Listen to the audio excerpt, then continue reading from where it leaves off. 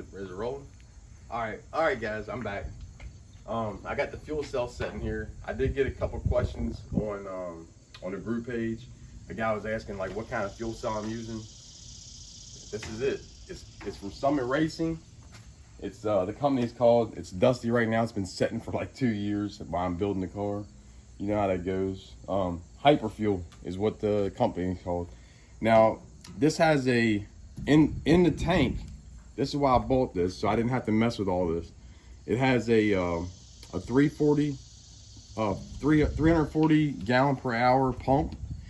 Over here is a 90 ohm sending unit for the fuel gauge, and this is the fuel return from the fuel rail. I'm sorry, from the fuel regulator, pressure regulator. This is a vent tube, and then this. Hey, back up, bud. There you go. This right here is the fuel feed for the engine coming from the pump, you know, from the tank to the engine. That's why I bought this. It was simple. It was $600 about 2 years ago is what I paid for this thing. So if you're looking for a fuel cell, if you're going to get rid of your stock fuel tank, if you're going to back half your car, this is a good fuel. In my opinion, it's a good fuel cell. I have had the car running with this in there. It seems to work fine. And I'll show you later on how what it's going to mount to in the back of the car. I'll show you that later. And then also today, come around here, bud, in the front, because I don't know how to edit. I'm not going to edit these videos. So whatever I get, whatever's on the video is what's there.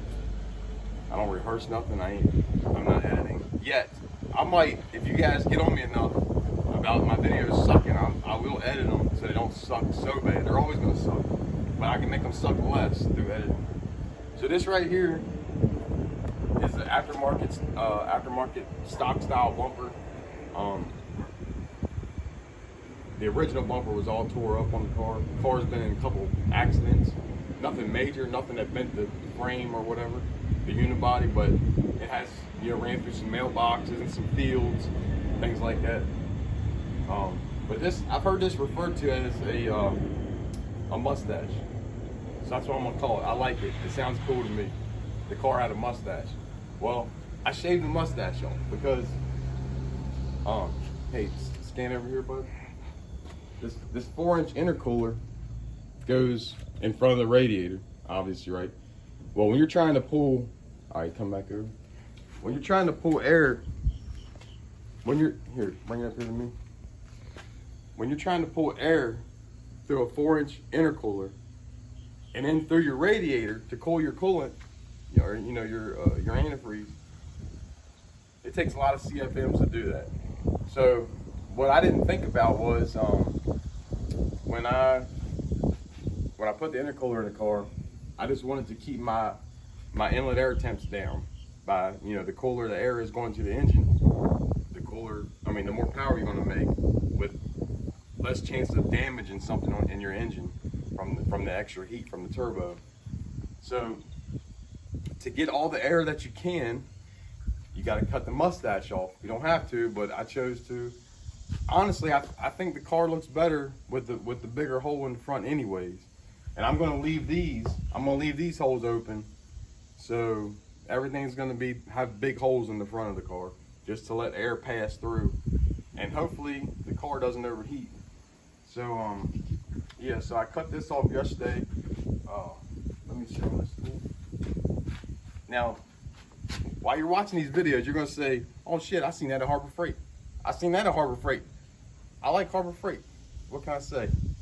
So this tool right here, it's Hercules, obviously Harbor Freight, right? Y'all recognize that at Harbor Freight. These bits, these carbide bits, Harbor Freight.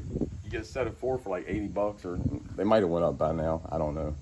But that bit works perfectly to cut this plastic. It doesn't gum up the tip or anything like that. It works really good to cut this out. I mean, you can use a cutoff wheel first to rough cut it, and then come back in and like fine cut it with the carbide bit. So there's that. I know the video is getting long now. All right, real quick, the fuel lines. What I've done, like I said, I already had. Can you see me in there? I already had the car running before. Had it run and drive, and I drove around the neighborhood a couple times. So I already had the brake lines made.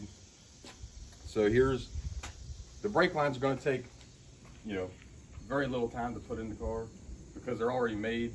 I already bent them before. But this is what I'm using. It's a nickel copper. It bends super easy. It's like bending aluminum. And then when you put the ends on it to get your flares, your double. Well, these are all double flares, but it flares really easy. I don't know. The only thing I don't like about it is the color. So I'm probably gonna either scuff it with some Scotch-Brite, or I might paint it black to go with everything else. Because the whole theme of the car is black and white. That's just my favorite colors.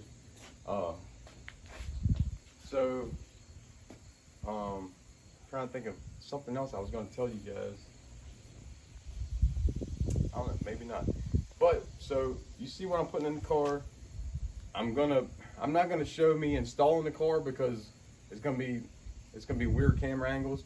I'm not gonna be able to get under the car and get a good angle, a shot of it. So I'm gonna hopefully get all this stuff bolted in today. I only have 2 hours a day to work on the car. I drive a tractor trailer. I work 70 hours a week doing that, and then in my spare time I like to work on the car. So I'm going to try to get the fuel tank in today, try to get the brake lines sorted out today, and I think that's about it. I think by that time I'm going to have to go to work. So I'm going to get my boy to put the camera down, and we're going to get to work putting this stuff in. And when I get it in, I will come back and make a video of the install, like, what it looks like in the car and what I have holding it up, everything.